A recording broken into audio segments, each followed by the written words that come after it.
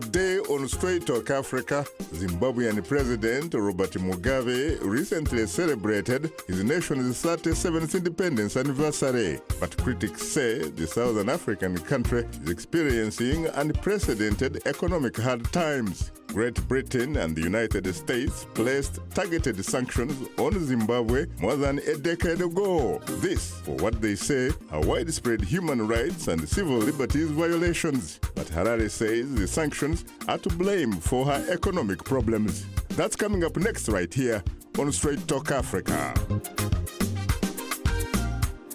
Hello, welcome to Straight Talk Africa, live from the Voice of America studios here in Washington.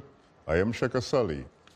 Hello, Shaka, and hello to all our viewers and listeners on the continent and elsewhere. I'm Ayan Bior, your social media reporter. Today, it's a discussion on the significance of Zimbabwe's 37th independence anniversary. And coming up later, our audience has weighed in on our topic through emails, Facebook, and Twitter comments. And we'll reveal some of them ahead on Straight Talk Africa. Despite Zimbabwe's deep economic and apparent political problems, President Robert Mugabe promises that better times are ahead. My colleague Paul Cisco has more. President Robert Mugabe of Zimbabwe is 93 years old and shows no signs of slowing down or relinquishing power. He's determined to run for re-election in 2018 on a date that has yet to be announced. Mugabe became prime minister of newly renamed Zimbabwe following the end of white minority rule in 1980. He became president December 22, 1987. Known as one not to mince words, he famously once told the BBC, "The only white man you can trust is a dead white man." Mugabe was once revered as a revolutionary hero of the African liberation struggle, freeing Zimbabwe from British colonialism. Today, critics view him as a dictator responsible for widespread corruption, a broken economy, crimes against humanity, and human rights violations. In 1987, Parliament amended the Constitution, making Mugabe president with the power to dissolve the government, declare martial law, and run for an unlimited number of terms. Since then, he's won multiple disputed presidential elections with the support of the dominant and powerful ZANU-PF party. The nation is anticipating another vote for president in 2018. On April 18th, amid a dark economic cloud, President Mugabe presided over Zimbabwe's 37th anniversary celebrations. Zimbabwe was once the region's breadbasket, but since 2000 has struggled to feed itself due to drought and the effects of a land reform program that seized white-owned farms and redistributed them to landless black Zimbabweans. Sharp declines in farming production soon followed. President Mugabe repeatedly blames his nation's worsening economy on sanctions imposed by the United States and Britain in 2003 in response to its poor human rights record and actions undermining its democratic institutions.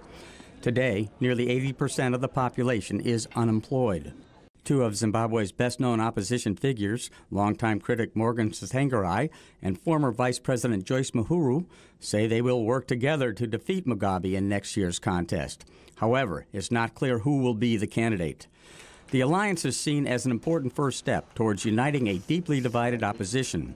Other opposition groups say they too will join the alliance in an effort to oust Mugabe. Justina Mukoko, a Zimbabwean human rights activist and director of the Zimbabwe Peace Project, says human rights violations are increasing in the country.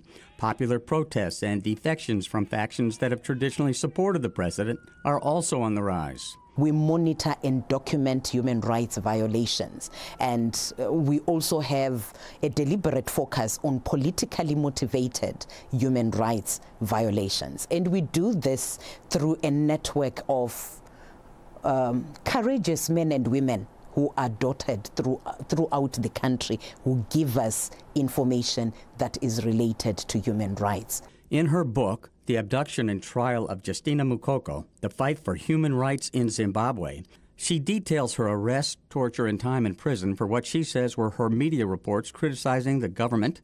She says public protests are becoming more widespread in the southern African country. Her Human Rights Forum, the Zimbabwe Peace Project, is receiving more and more reports of abuses at the hands of government operatives in Zimbabwe. President Mugabe is promising a series of reforms, and he remains confident of re-election. Many political observers say the presidential vote in 2018 will be closer if the opposition can indeed present a strong united front, and if the vote is transparent and free. Paul Cisco, VOA News, Washington. Thanks, Paul, for that report. Joining us here in our Washington studio is Moya Lynn Nyaundi, a Zimbabwean human rights lawyer, and James and Blessings Zulu, VOA Zimbabwe reporter. Well, I have to say frankly that Moya and Blessings, I am profoundly honored and exceedingly humbled to have the opportunity to host the two of you on Straight Talk Africa. Thank you, Shaka Sali. You're most welcome. Thank you. And Gadzira Chirumanzu, a beneficiary of the Land Reform Program, is the ruling Zimbabwe African National Union Congress Patriotic Front, or ZANU-PF Director of Science and Technology. He joins us on telephone link-up from Bulawayo, Zimbabwe's second largest city. It's a pleasure to have you on the show, gentlemen.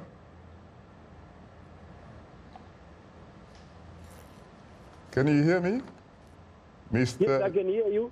Yes, it's a pleasure to have you on the program. Oh, thank you. You're most welcome. And Thank you, and welcome all the listeners of Studio 7. Thank you very much. By the way, I should correct you because this is not Studio 7, but rather Studio 52, TV to Africa. Oh, okay. Well, my apologies. You're most welcome, sir. And from London, we have via Skype Nick Mangwana, ZANU-PF UK chairperson. Thank you very much for joining us, Nick, all the way from London. Can you hear me, Nick? Yeah, I can hear you loud and clear. You're most welcome, sir. Later in the program, we'll give you, the audience, a chance to call and talk with our guests. The number to call is 202-619-3111. US country code is 1. Well, let me come immediately to you, Moya. Your country has been independent, at least politically independent, for the last 37 years. Correct. Your reaction? We just celebrated independence on the 18th of April. Mm-hmm. We're happy to be independent. That cannot be taken away from us. Mm-hmm. And Independence Day is a cause of celebration. But of course, as a human rights attorney, we are deeply concerned by the human rights situation in the country. And as a Zimbabwean, further concerned that the gains of the independence struggle are not necessarily the gains that we're experiencing now. We've moved from a situation of white minority rule to a situation of minority rule by a selected political few. And similarly to before independence, whereby white minority rule used excessive use of force, arbitrary detentions, disappearances, false treason charges to suppress black nationalists. It's the same situation that we're seeing now in present day Zimbabwe, independent, supposedly independent Zimbabwe, whereby those who've got different political views are targeted. So you're not telling me, frankly, that there's probably nothing much different from the days that Zimbabwe was Rhodesia and a rebel prime minister known as Ian Smith. Yes, I hear you. And the last few days or weeks, people have had that debate whereby there are certain individuals who said, you know, oh, it was much, much better during Smith's time. I was fortunate to be born free after 1980, so I wouldn't be able to say during Smith's time things were better.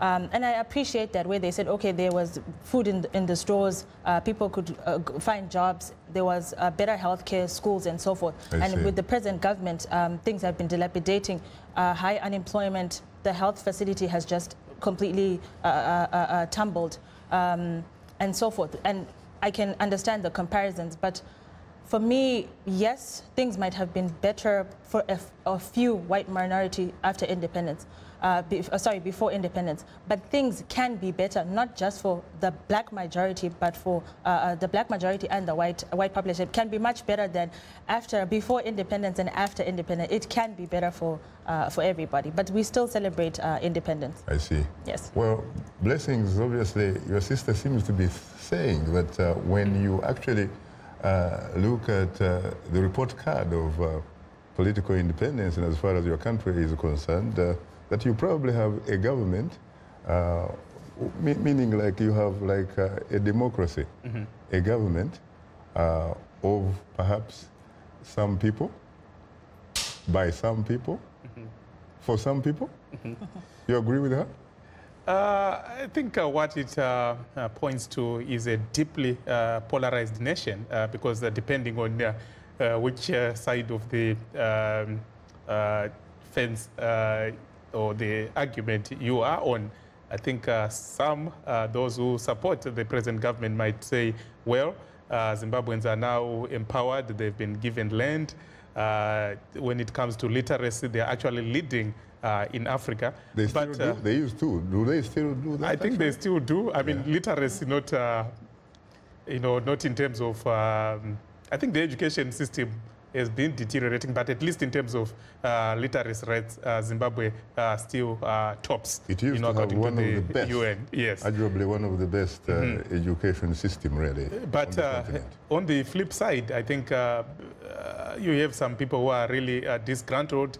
It's understandable because if you have unemployment, which some estimate to be above 90%, and then the human rights abuses, and of course some are also complaining that even if you look at the empowerment programs, they are targeting a few elites. What some have said of most African states, not only just Zimbabwe, that the independence has become mere flag and anthem. I mean, without any benefit to the majority of the people. Now, you obviously have been very, very closely covering this story, the story of Zimbabwe. You are a Zimbabwean, you come from there, you grew up there, you worked there. You worked on Zimbabwe from afar, and you obviously have talked with a lot of people. What do you get, what sense do you get when you talk to them? Do you get a sense that people feel that perhaps they are far better off today than they were, for example, 15 years ago when the land reform program was implemented? In terms of the land reform program, I think it's also an area that is contested. Of course, some are saying that they've benefited and they are now beginning to reap the fruits of the land reform program. And obviously, I think the majority of Zimbabweans agree that the land reform program was necessary because after independence, I mean, 80% of the land was in the hands of only 20% of the white population. Was it 20% or was it in fact about 4,000 or 4,500 white commercial farmers? Indeed, but they also had, like other ranches and stuff like that. But in terms of controlling the land, I think their population was like, I mean, like in 1980, about 20%, but controlling 80% of the land. And then for the majority black people, 80% of the population, but only controlling 20% of the land. So that was necessary. But of course, the way that the government went about doing its business, some are saying that it's not very different from, colonialism, because you had very few whites controlling 80% of the land. Now we have very few blacks who are multiple farm owners. So it's not really very different. And also that the yields have not been that encouraging. So, it depends who you are talking to. When you talk about percentages, obviously the average audience probably may not understand exactly what we are talking about. But when you go back to 1980, I think to be precise, you had about 7 million African Zimbabweans, whereas you had about 120,000 white people. Is that correct? 7 million? I'm not, not sure about that figure. Really? I think it could have been less than that. Yeah, in 1980 at least. I see. But I think one point that we have to agree on is that the whites controlled, the facets of the economy. Okay. Well, before we pause for a short break, we want to remind you that Straight Talk Africa is now streaming on Facebook. Just enter the keyword Straight Talk Africa and watch our show live, and don't forget to share it with your friends. Also, we are on Twitter and we are tweeting live. Follow us at VOA Shaka. That's VOA Shaka, and join in on today's discussion with your questions and comments. Don't forget to use the hashtag VOA Zimbabwe. We'll put some of your tweets on air later in the show, and we'll be right back with you, so please don't go away. We are able to touch on things that are important to people on an everyday basis. We hope that our viewers are getting inspired when they watch our show. They're getting a view of the world from a different perspective, things that perhaps are not in their immediate vicinity. Today, I could put in on the show something that is a little different, a little unique, and this gives me that inspiration to come to work. This is Straight Talk Africa on the Voice of America. What is your opinion about today's topic? Call us at 202-619-3111. U.S. country code 1. When you call, remember the following. Ask only one question, keep your comment brief, and turn down the volume on your radio or television. Now let's return to Straight Talk Africa. Thank you very much, Esther Gizi-Yuwat, and of course this is Straight Talk Africa, coming to you live from Washington. Are you there, Mr. Chirumanzu? Yes, I'm there, sir. Talk to us about what independence has meant for you and your community. No, well, this is really a touching issue, because for Zimbabwe to understand the true meaning of independence, we need to go back to the situation when whites invaded Zimbabwe, butchered those Africans who resisted, including our dogs. Up to now, we don't even know where the remains of one of our kings, King Lubengula, the remains are. Now, Zimbabweans are asking themselves these hard questions. What had the King Lubengula done to the whites that deserved him to die? So this is really an issue where you will find that whites today, especially Britain, and they are keep and kill, that is USA, and with this group of Europeans, they are all up in arms with Zimbabwe, particularly President Mugabe. This is not surprising to Zimbabwe, because we know that it was with President Mugabe and the late Father Zimbabwe, Joshua Nkomo, and others that took up arms to make sure that the whites were not going to be in the power in Zimbabwe. So the whites, they still have a bond to chew with the nationalists. So to us, we are really, really more than happy to celebrate the independence of Zimbabwe. But however, you find that our independence has some hurdles. In the first place, there was blood that was shed. There was no absolutely reason for blacks to die. Now that is really a cause for concern. We lost quite a number of lives because the whites wanted to remain in power. It is not only that. They also came and they changed our culture. You will find that they forced their language on us. Today, Zimbabwe is regarded as one of the African continent, country that can speak English well. Now, that alone, that was the biggest blunder, because we were forced to use or to do or to act like them, something which this country is considering big time. Because right now, you find that the Ministry of Education, Primary Education, is introducing a new syllabus so that Zimbabweans need to know their culture.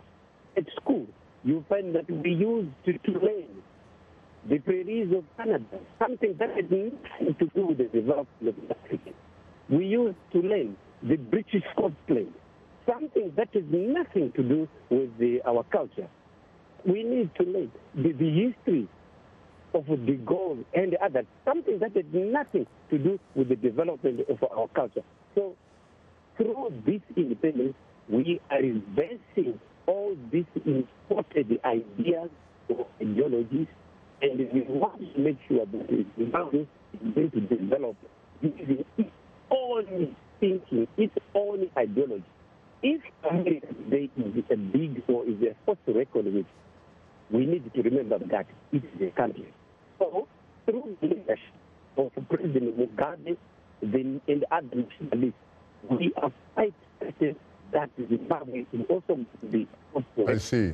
Like Singapore has done in education. Today, Zimbabwe is considered to be #1 in terms of literacy. So, I see. On that score, you will find that it is through the policy, it is through the ideology of President Mugabe. I see, I see. Now, Mr. Chirumanzu, I have to say frankly that we are trying to, I think, kind of like experience some problems on the line. It sort of sounds a bit static, isn't it? But let me ask you one question, if you can hear me. The last question at least, so we can go to your colleague in London, since you actually support, both of you support the ruling party. We gather that you happen to be one of the many, or lucky few, that were the beneficiaries of the land reform program about 15 years ago. Do you feel that you are much better off today than you were 15 years ago? That's correct. And I think it would be wrong to say I'm one of the lucky. Every Zimbabwean who needs the land today can still have it. But the problem with the majority of Zimbabweans by then, they thought this land issue was a political gimmick. So they didn't participate in it. But I can assure you, you ask every Zimbabwean today, you find that he is looking for land. And because of the gains from the piece of land, remember Zimbabwe's economy is agricultural based. So it is agriculture that it pushes the economy of this country. So all those blacks who don't have a piece of land, they are poorer as compared to those people who have land. In my case, I have to be very honest with you. I never dreamt that I could have, more than 100, that is cattle. And for that matter, good breed.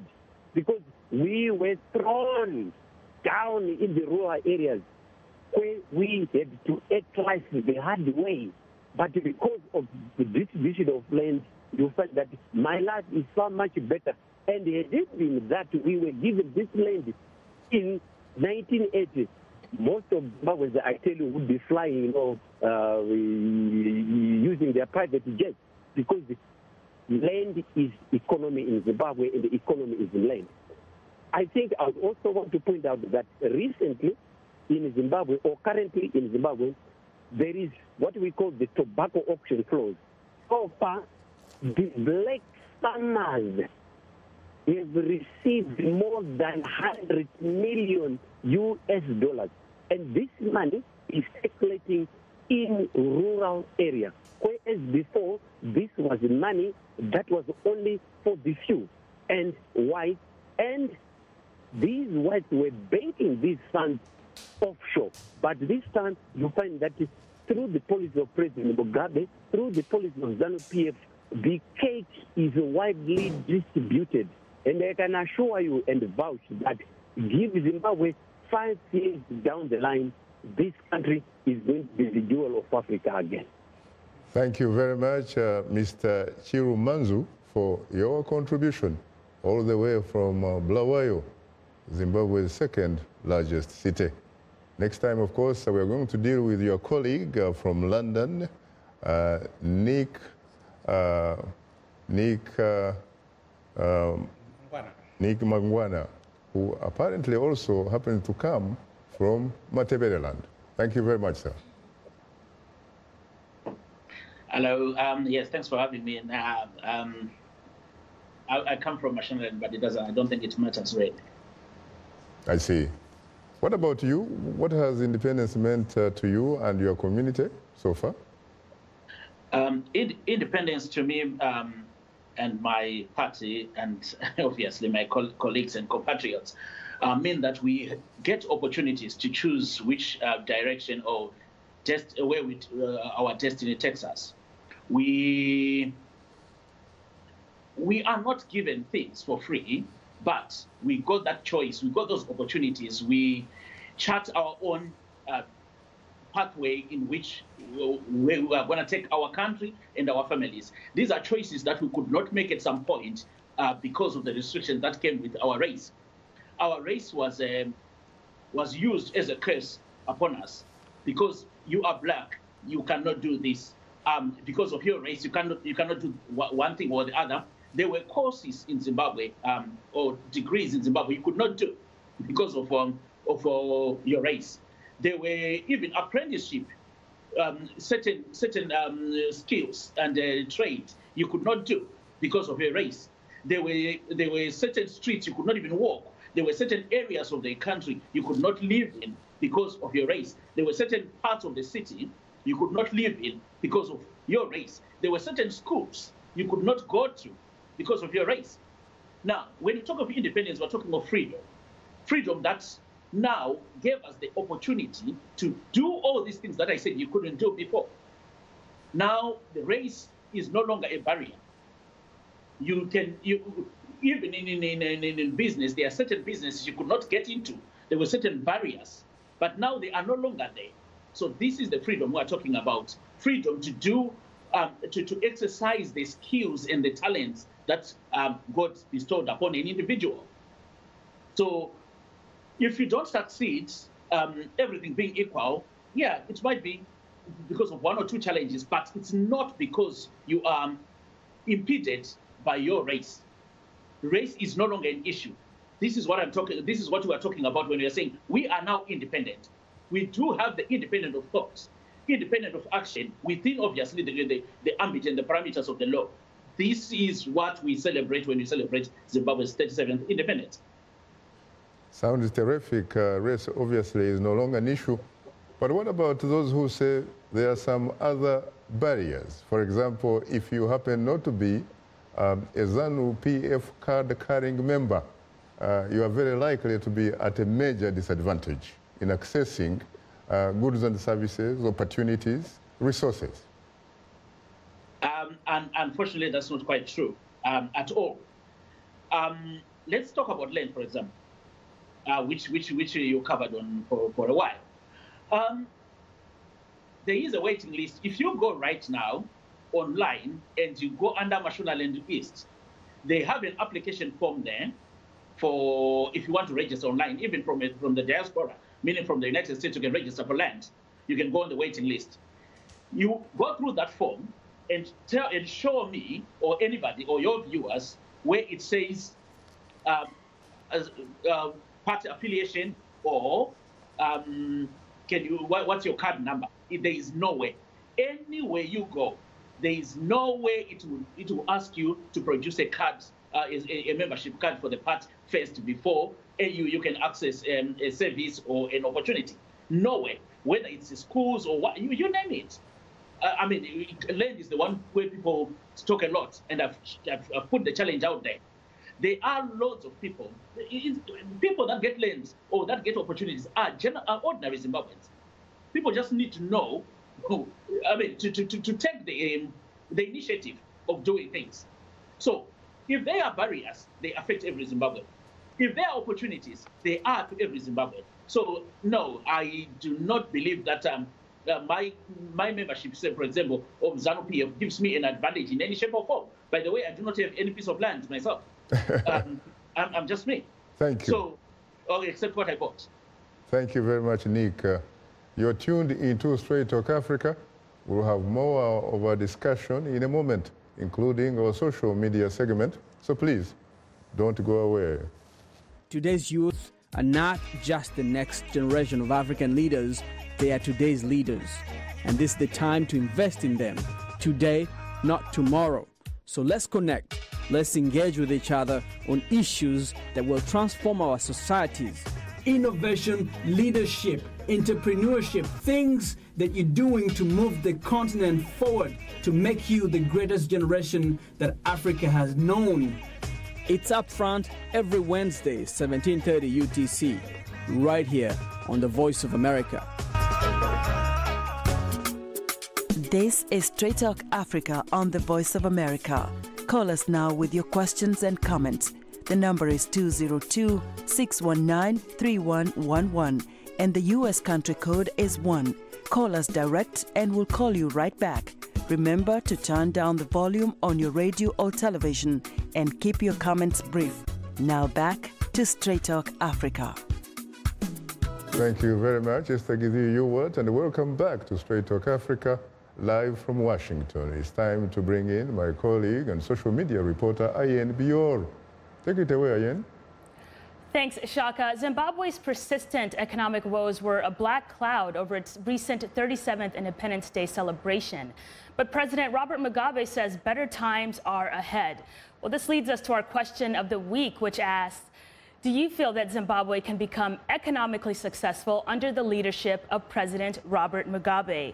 Well, as you can imagine, there certainly has been no shortage of social media comments. But before we begin, I'd like to thank all of you for using our social media platforms to communicate with us. And another reminder that we are tweeting live today. Use the hashtag VOA Zimbabwe. And if you haven't yet, please follow us at VOA Shaka.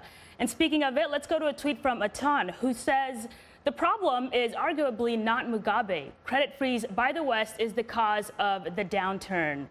And we have another tweet from Yusuf Lims, who says, it is very possible, but only if sanctions are lifted on that country. Very interesting. Well, now to a comment of the week from Facebook fan Ronald Nimawanya in Kampala, Uganda, who writes, a big no. Zimbabwe cannot become economically successful under Mugabe because right now Zimbabwe is facing what we call a depreciation of currency. On top of that, there is a financial crisis ongoing in Zimbabwe. In brief, Zimbabwe needs a revolutionary leader. All right, well, let's go to another comment from Facebook fan Andrew Hess Fury, who writes, anything is possible. However, I believe economic development is beyond Zimbabwe's reach. It is a combination of problematic internal leadership and the overall international lack of will to support the leadership in Zimbabwe. All right, and now to our last comment of the week from Basija Godfrey, who writes, no, President Mugabe needs to retire and let people choose a new, young, energetic leader who will streamline the economy of Zimbabwe. Right now, he is hindering development because his sole aim is to stay in power until he breathes his last breath. Very interesting. Well, thank you, everybody, for a round of great discussion here. Now, a reminder that we appreciate all the audience feedback. Please keep them coming. And if you're a new fan, drop us a line at africatv@voanews.com. Once again, our email address is africatv@voanews.com, or post your comment on our Facebook page. Enter the keywords Straight Talk Africa. Interact with our show as it's streaming live.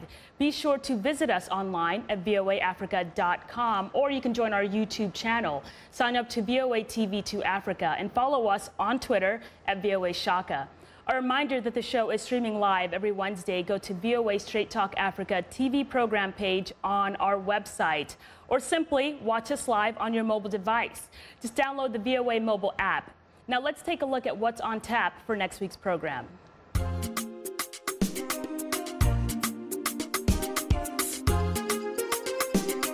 On the next Straight Talk Africa, we'll discuss the latest political developments in Zambia. Will President Edgar Lungu declare a state of emergency after public buildings were torched in attacks? He blames the violence on opposition members protesting the arrest of their leader, Hakainde Hichilema. An in-depth discussion on Zambia on the next Straight Talk Africa.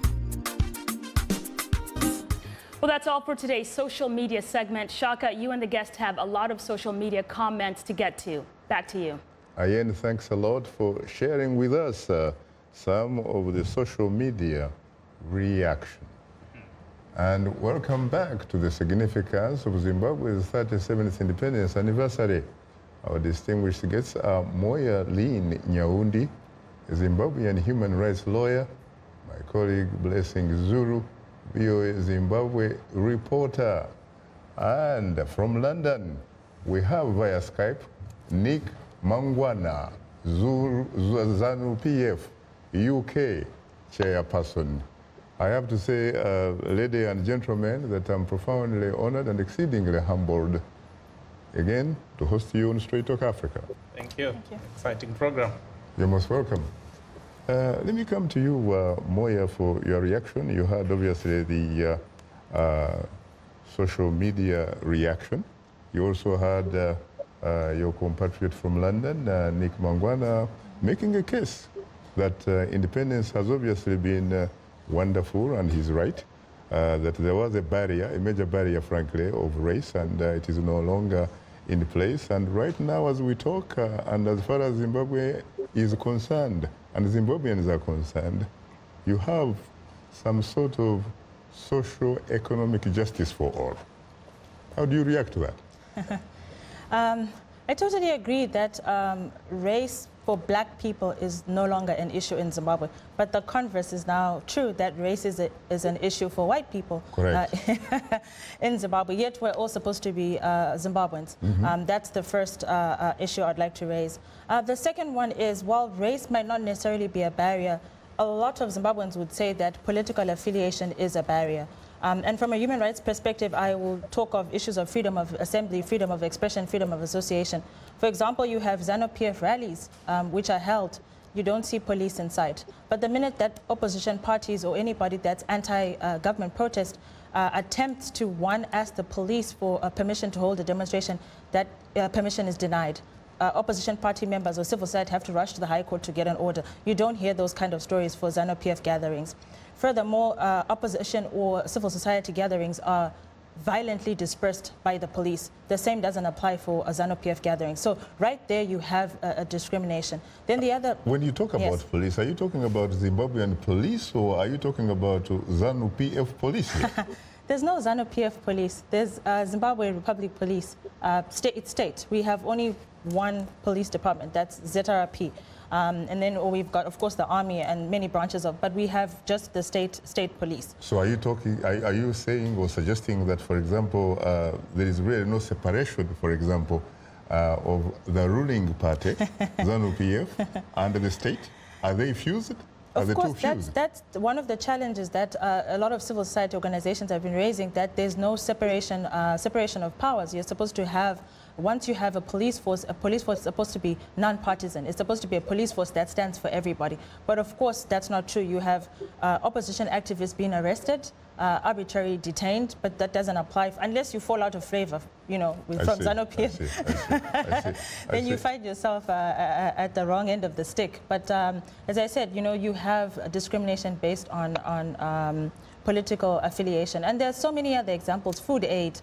He talked of land. Access to land? Yes, access to land.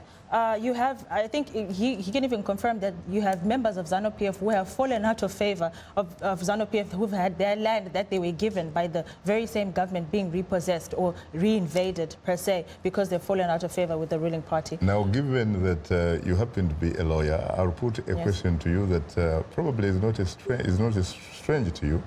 Do you have incontrovertible evidence, not liable to falter, in other words, on that? Okay.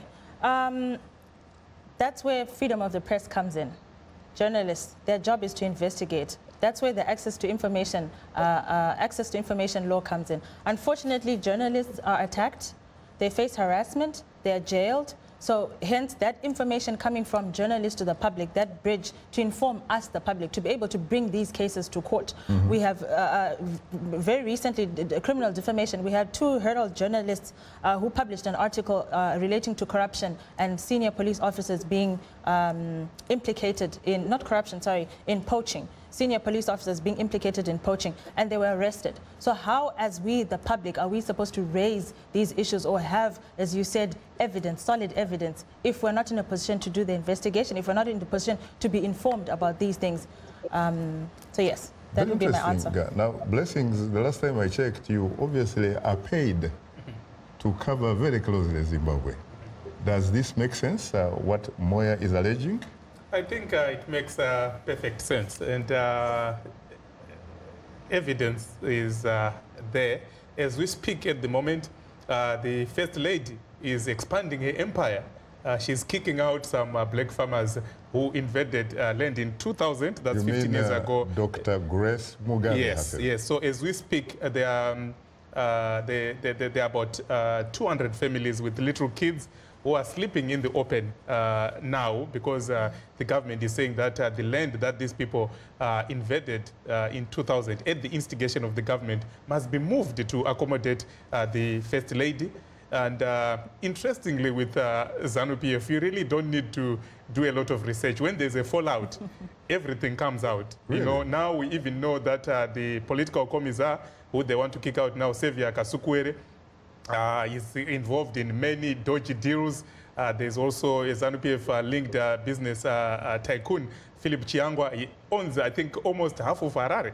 You know, this is coming out because they are having a fallout with Kasukuwere. And when there are divorces, you had, for example, the then local government minister and now Minister of Home Affairs, Dr. Ignatius Chombo, when they were divorcing with the wife, they listed, you know, all the farms that they had, more than 5 farms. When you talk about somebody almost owning Harare, is that because of a reflection of very, very hard work, or what is it?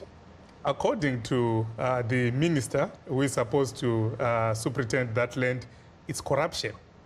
You know, these are ZANU-PF people. These are not journalists or opposition supporters saying that there is corruption. This is ZANU-PF. You know, it's now dog eat dog in ZANU-PF. I see, I see. Shaka, can I quickly add something? Just hold on. We have to go back to, we have to go to London now, at least for a while. Nick Mangwana, I'm sure that you have been following the conversation here, have you? I have been following, yeah. Your reaction? There is a straight policy on land. There are so many people, well, between 2014 to date, there has been a lot of people we have been expelled from ZANU-PF for one infraction or the other. And none of them has said they has lost any land. We had people that moved across to the MDC in around 2006 or so, who had been given funds. Then none of them has lost their land. I would challenge my co-panelists in this particular case to just give me one name of a person that lost land when they moved from ZANU-PF. Just one. Not 2, not 3, 1. For that purpose. Brigadier Mutambara, you remember he moved with Joyce Mujuru. His farm was invaded. Had it not been for the intervention of the courts, he would have lost that particular farm. The former ambassador. There you go. You have to make a difference between lawlessness and state-sponsored invasion or whatever, or confiscation of land. Because confiscation of land is where a different person is given an offer letter to say the land that belonged to Mr. Zulu is now yours. That's confiscation of land. But if there are criminal elements that want to exercise some excesses, and then the due process of the law and the rule of law takes place, and the court... Okay. Another example, Mr. Mangwana, the case of the First Lady Grace Mugabe, the courts have come out to say those people must not be evicted because it's unconstitutional. The new constitution clearly stipulates now that if you want to evict anyone, the government has to look for alternative accommodation. But those people are being harassed by the police who are saying that they've been sent by the First Lady, and the court has issued 2 orders to say leave those people alone or give them alternative accommodation. That has not been done. That's the First Lady. Well, Nick, unfortunately, there is no democracy in Studio 52. When the producer asks you to go for a break, you have to go. A reminder that you are tuned into Straight Talk Africa. To participate in our discussion, please call us at 202-619-3111. The US country code is 1. We'll continue our discussion in a moment, so please, don't go away. The lyrics could be French, English, Portuguese, Bantu, Arabic. It is the beat. The African beat that counts. The beat does all the translations. It cuts across all languages and gives us the understanding that this is the African beat. It is so distinct and adhesive. It binds us together. African Beat on the Voice of America. For more information, visit our website at www.voanews.com/AfricanBeat. If you like today's show, please write and tell us what you think or give us some suggestions. Be sure to tell us what station you're tuned into. Our address, Straight Talk Africa, Voice of America, 330 Independence Avenue Southwest, Washington, D.C. 20237 USA. Or send us an email at africatv@voanews.com. Log on to our website at voaafrica.com. Or post your comments on Facebook. Keywords Straight Talk Africa. Thank you very much, Esther Githui-Ewart, and of course this is Straight Talk Africa, coming to you live from Washington. My apologies to you, Nick Mangwana, and I say this from the deepest, better part of the bottom of my Kavale heart and soul. I had to intervene only because I had to do that, and I hope you'll find some space in your beautiful heart of Zimbabwe. Forgive me for that. Well, the heart remains beautiful. So, yeah, the space is enough. There's enough space for love. Could you pick up from where I interjected, please? Okay. Now, you see, there are challenges in Zimbabwe, clearly. But let's not mix up issues because we got this to say or that to say or that gripe with that issue or the other. My challenge was on the narrative that if you leave ZANU-PF, as a punitive measure, you will lose land. I put out a challenge on that particular narrative to say one person, and give me a name of one person that left ZANU-PF and lost land, not who had criminals invaded their land and then they were eventually evicted. So that's one. So if I cannot get that person, so we put that back to say that is not actually, that is not true because there is no evidence of that. Then we go to the next issue. The issue is whatever is happening between the land that was allocated to the First Lady and the people that were considered to be illegally occupying that land. What's happening there? That's a different question altogether, which has nothing to do with the assertions that if you leave ZANU-PF, you will lose land. If I'm not very familiar, I have to say, with this particular case, obviously, because it's not a party case. It's nothing to do with government policy. It's a case between an individual citizen and other citizens. But the fact that you are telling, I'm being told that there are court orders that are being given by an impartial court, again vindicates that in Zimbabwe there is actually rule of law in the sense of that we've got an impartial judiciary. The constitution that's being cited, look, there are things that we have to put in context. I'm not commenting on that particular case, but in terms of somebody saying the constitution says you cannot be evicted if you've got nowhere to go. Surely, if I decide today to move into your backyard, and then I stay there, and then when you are trying to evict me, could I claim that the constitution says you have to look for a place for me, or the state has to look for a place for me before you move me? I don't think that's an interpretation which is correct of the Constitution. I think it's actually an abuse of the Constitution in that sense. But like I said, I'm not commenting about this particular case because it's not what we're talking about, and I'm not very familiar with it. What I'm familiar with are the policies and the benefits that the land reform has given to the people. What I'm familiar with are also the challenges that are there, the socio-economic challenges that remain in our country, that we have to confront as a people. What I agree with your panelists on is the polarization which is in our country, the polarization among citizens, which should not be. Where I disagree with your panelists a bit, with qualifications, of course, in cabinet, is on the issue of the partisanship of the police, with particular regard to the issue of demonstrations and rallies. And again, at this point, I will put a challenge. Tell me one ZANU-PF demonstration, rather, which turned violent. Tell me one ZANU-PF rally which turned violent. And I will tell you an equal number of opposition demonstrations and opposition marches that have turned violent. Thank you. Thank you very much, Nick. I think... I'm just finishing, and then I'll keep quiet like I normally do when I finish talking. Okay, so if this is one of the things that contaminates or contextualize as well the police action.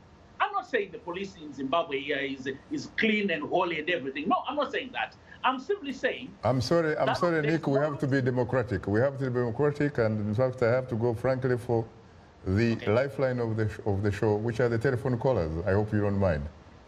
Good evening, John Paul from Nigeria. You're most welcome to Straight Talk Africa.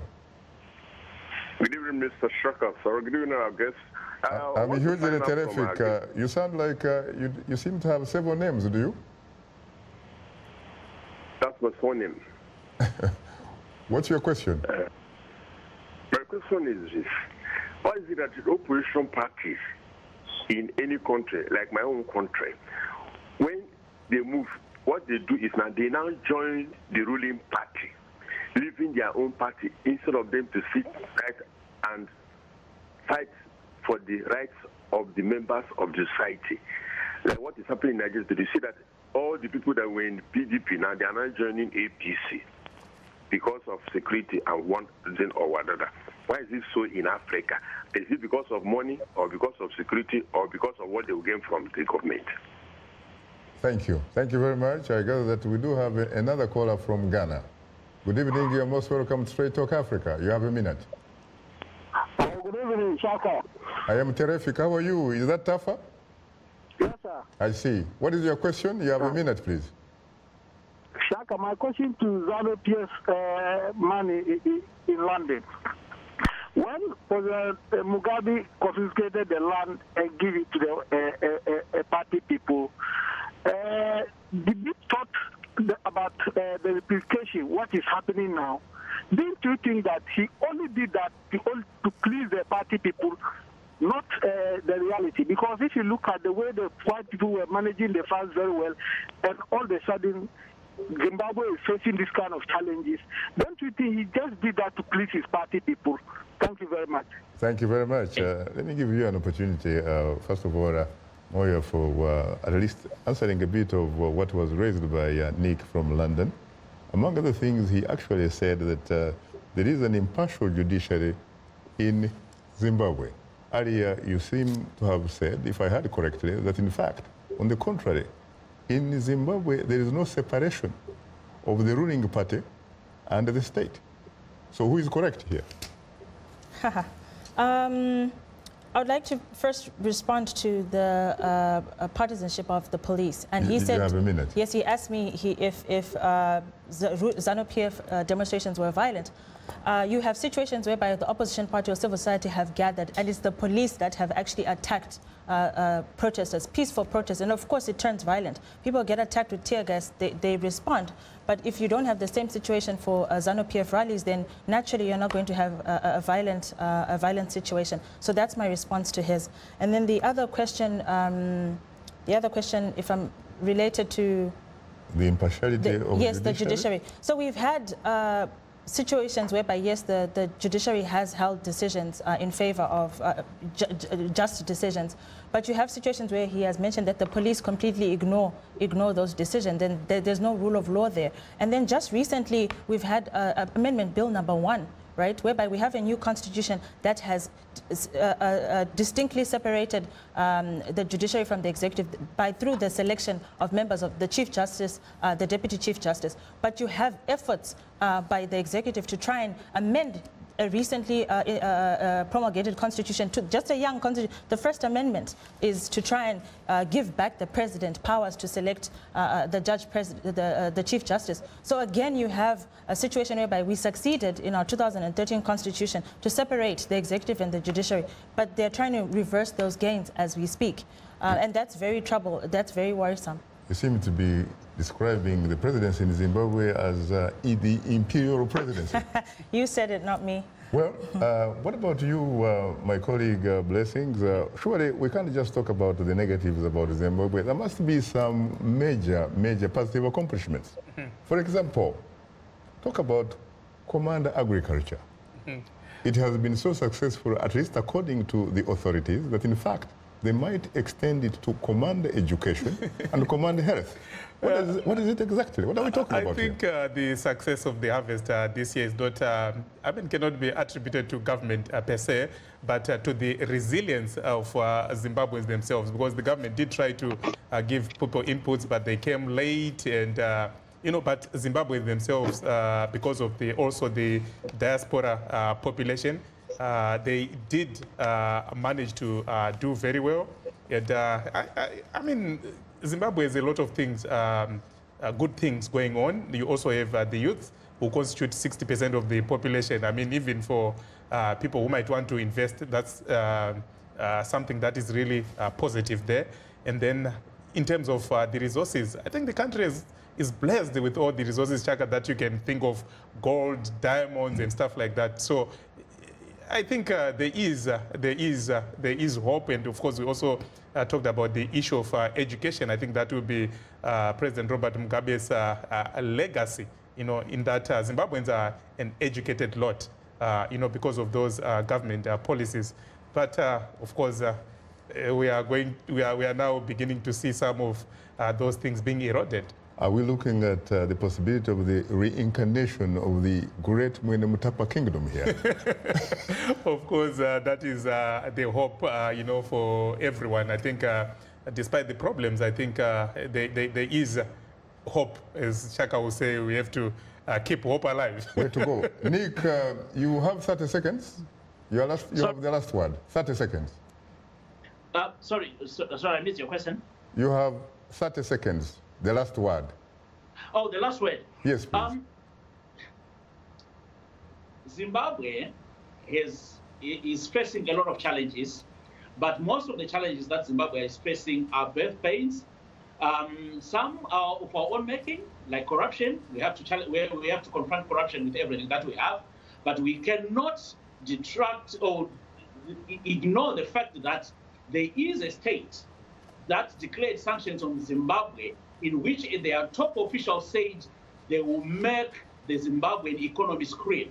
So when the Zimbabwean economy is screaming, people should not look any further than these particular pronunciations. But as a people, we are resilient. Let's fight together. Let's come together and fight for our country. Fight for our country in terms of investing in it ourselves, selling it out there to people that want to invest. But no. Thank you. Thank you very much. Thank you very much. Unfortunately, time is not our best ally.